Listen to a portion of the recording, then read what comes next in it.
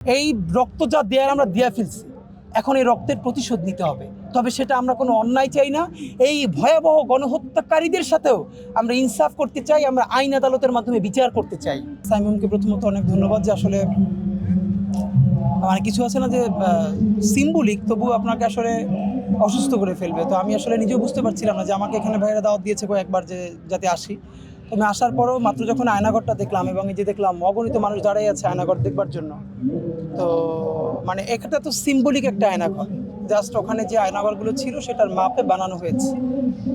এইখানেই মনে হয় যে কোনো মানুষ এক মিনিট যে জানে সামনে তার বাবা মা আছে, ভাই বোন আছে, এটা ছবি তুলবার জন্য ঢুকছে, তাও অসুস্থ হয়ে যাবে। আমি শুধু মানে ভাবতে গেলেও আসলে এটা কোনোদিন এই জন্য আমি ভাবতেও পারবো না এরকম যে আমার বাবা মা, আমার ভাই বোন 8 বছর 10 বছর ধরে সেই আমাদের কত ভাই বোন, সেই মাইকেল চাকমা থেকে শুরু করে ব্যারিস্টার আরমান ভাই, আজমি ভাই, এরকম নাম না জানা কত আমাদের ভাইয়েরা। একটা হয় কি, ধরেন আপনি যদি হারিয়েও যান, আপনার বাবা মা, আপনি জানেন যে আপনার বাবা মা জানে যে আপনি বেঁচে আছেন, এরকম 10 বছরও যদি আপনি থাকেন, তাও একদিন আশা থাকে আপনি আপনার বাবা মার কাছে যাবেন। বান্ডেল থাকলে প্রতি সেনমানিতে টাকা বাঁচবে। বিকাশ সেনমানি বান্ডেল কিনে জিতুন প্রতি লেনদেনে। কোনো বাবা মা মানে আজমি ভাইয়ের মা কাঁদতে কাঁদতে মানে সন্তানের চিন্তা করে মরে গেছে, যে শুধু এইটুকুন জানতে চাইছিলেন যে আমার কেউ একটু পারলে জানাও যে আমার সন্তানটা বাইচে আছে, শুধু এইটা বলো। অগণিত গুমের শিকার পরিবার বলেছে যে তার শুধু বাবা মারা এইটুকুন জানতে চেয়েছে যে আমাকে শুধু একটু জানাও যে ও বেঁচে আছে, আর কিচ্ছু লাগবে না।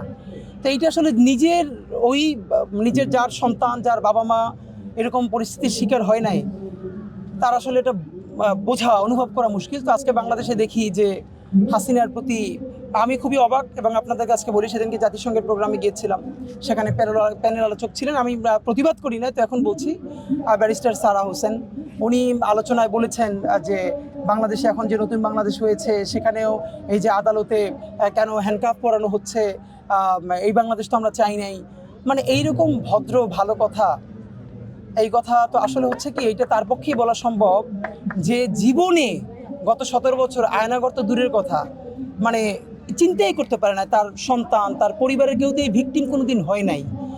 তো আমি আপনাদেরকে শুধু বিনীত অনুরোধ করি, আমরা বারবার আমাদের কালেকটিভ মেমোরি থেকে, আমরা বাঙালিরা সব থেকে একটা হলো, তারা যেরকম আমরা ঝাঁপিয়ে পড়ি সেরকম সব কিছু দ্রুত ভুলে যাই। নইলে আপনি ভাবেন এই 1 বছরে ধরেন রাষ্ট্রের অনেক ঝামেলা হতে পারে, কিন্তু সেইটা কি কোনোভাবেই হাসিনার গত 17 বছর 16 বছরের সাথে তুলনা করা যায়? এই 16-17 বছরের সাথে শুধুই তুলনা করা সম্ভব আইএমএ জাহিলিয়াতে। এবং আইএমএ জাহিলিয়াতে আমরা শুনি, কিন্তু আইএমএ জাহিলিয়াত তো দেখি নাই।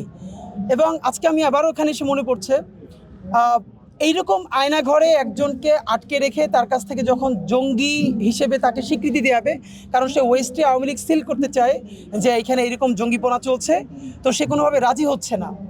তারপর তার স্ত্রীকে ধরে এনে তার সামনে ভয়াবহভাবে ধর্ষণ করা হয়েছে। আপনি শুধু চক্ষু বন্ধ করে ভাবেন, আমি ভাবি যে আমার মা বা আমার বোন, আমার স্ত্রী আমার সামনে বসে ধর্ষিত হচ্ছে আমার জবানবন্দির জন্য। আপনি এটা নিতে পারবেন না ভাই, এরকম জাহান্নাম মানে আপনি চিন্তা করতে পারেন না, কিন্তু এখন জাহান্নামে আমরা ছিলাম। এখন এটাকে কেউ কেউ সফট করবার চেষ্টা করছে, কেউ কেউ বলবার চেষ্টা করছে যে এই সেই। সবার আগে আমাদের জীবন, আর বারবার বলি জীবন দিব, কিসের জীবন দিব?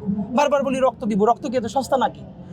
এই রক্ত যা দেয়ার আমরা দেয়া ফেলছি, এখন এই রক্তের প্রতিশোধ নিতে হবে। তবে সেটা আমরা কোনো অন্যায় চাই না। এই ভয়াবহ গণহত্যাকারীদের সাথেও আমরা ইনসাফ করতে চাই, আমরা আইন আদালতের মাধ্যমে বিচার করতে চাই। সুতরাং যতদিন না পর্যন্ত তাদের বিচার হবে, ততদিন পর্যন্ত যদি তাদের প্রতি কেউ বেশি আগ বাড়িয়ে সহানুভূতি জানায়, আপনাদেরকে অনুরোধ জানাবো এই সিম্বলিক আয়নাঘরগুলো কিছু জায়গায় স্থায়ী করা যায় কিনা, যে তাদেরকে 1 ঘন্টার জন্যই অন্তত আয়নাঘরে ঢুকিয়ে রাখতে হবে। তারপর সে বের হয়ে বলবে হাসিনা কি ছিল, আর তার প্রতি সহানুভূতি কোত্থেকে জাগে। আপনাদের প্রতি বিনীত অনুরোধ, এখনও 2 দিন আছে সম্ভবত এই সরোয়ার উদ্যানের আয়োজন। সারা বাংলাদেশ থেকে যাদের সম্ভব আপনারা এখানে আসেন, আপনারা এখানে সব কিছু দেখেন। বিশেষ করে তারা আয়নাঘর থেকে শুরু করে প্রত্যেকটা জিনিস যেভাবে সিম্বলাইজ করেছে আমাদের কালেকটিভ মেমোরিতে, এগুলোকে ফিরিয়ে আনার জন্য আপনারা করেন। আর আপনাদের প্রতি বিশেষ অনুরোধ, এটা শুধু ঢাকার মানুষ তো কোনো অভ্যুত্থান করে নাই ভাই, আজকে মাদারীপুরের একটা ইন্টার পড়ুয়া ছেলের সাথে আজকে জুলাই ওয়ারিয়ার্সের প্রোগ্রামে দেখা, ইন্টার পরীক্ষা দিতে পারে নাই, 2টো চোখ অন্ধ হয়ে গেছে, একটা চোখে অনেক কষ্ট করে সামান্য আলো ফিরেছে, জীবনে আর অন্য চোখটা দেখবেন। এখন ইন্টার পরীক্ষা দেওয়ার মতো অবস্থা তার নাই। আপনি একটা ভাবেন, ইন্টারের একটা ছেলে সারা জীবন অন্ধ হয়ে থাকবে। তো আপনাদেরকে বিনীত অনুরোধ করি, এই প্রোগ্রামকে সারা বাংলাদেশের জেলায় জেলায় ছড়িয়ে দেন, উপজেলায় ছড়িয়ে দেন, সারা বাংলাদেশের মানুষ দেখুক, জানুক আসলে আমাদের সাথে কি হয়েছে। আপনারা সবাই আসেন, আর এই সমস্ত শোককে শক্তিতে পরিণত করে আমাদের জুলাইয়ের ঘোষণাপত্র আদায় করতে হবে। সরকার বলেছে 5ই অগস্ট, 36শে জুলাই তারা দিবে। আমরা দাবি জানিয়েছি অতি দ্রুত সেটা খসড়া প্রকাশ করতে হবে। এটা যেন আর একটা মুজিববাদী বাকশালী সংবিধানের মতো না হয়। এটা 18 কোটি মানুষের সকলের স্টেক লাগবে। এবং সরকার যদি সেটা কনফার্ম করে, আপনাদেরকে জানিয়ে রাখি 36 জুলাই সংসদ ভবনের সামনে যে এই ঐতিহাসিক ঘোষণাপত্র পাঠ হবে, আমরা সারা বাংলাদেশের সকল মানুষ যাদের পক্ষে সম্ভব আমরা সংসদ ভবনের সামনে জড়ো হব। দল, মত, ধর্ম, বর্ণ নির্বিশেষে এই ঘোষণাপত্রকে আমরা জাতীয় উদযাপন করব এবং এই ঘোষণাপত্রের মধ্য দিয়ে এখানে ভারতীয় আধিপত্যবাদ এবং ফ্যাসিস্ট আওয়ামী লীগের চূড়ান্ত কবর রচিত হবে ইনশাআল্লাহ। এবং জুলাই সনদ আমাদেরকে কোনো দলমত বুঝে না, আমাদেরকে আদায় করতেই হবে। আর আপনাদেরকে চূড়ান্তভাবে বলতে চাই, যারাই সামনে ক্ষমতায় আসবেন, সেটা বিএনপি আসুক, জামাত আসুক, কে আসবে জানি না, আপনারা যদি মনে করেন আপনাদের প্রয়োজনে ছাত্ররা, এই বাচ্চা কাচ্চা ছেলেরা জীবন দিয়েছিল, এখন প্রয়োজন ফুরিয়ে গেছে, এখন ওদেরকে প্রচুর ধমক দিয়ে বকাঝকা দিয়ে বাসায় ফিরাতে হবে, আর কথা বলবে না। আপনারা যদি ওদের জবান বন্ধ করার চেষ্টা করেন, তাহলে মনে রাখবেন উল্টো আপনাদের জবান আওয়ামী লীগের মতো বন্ধ হয়ে যাবে। সুতরাং যেই জবান একবার খুলে গেছে, এখন সেই জবান আর বন্ধ না করে বরং এই যে প্রশ্ন জারি রাখা, সেই প্রশ্নকে ডিল করা শেখেন। ইনসাফের বাংলাদেশের লড়াইয়ে আমরা আপনাদের সাথে আছি।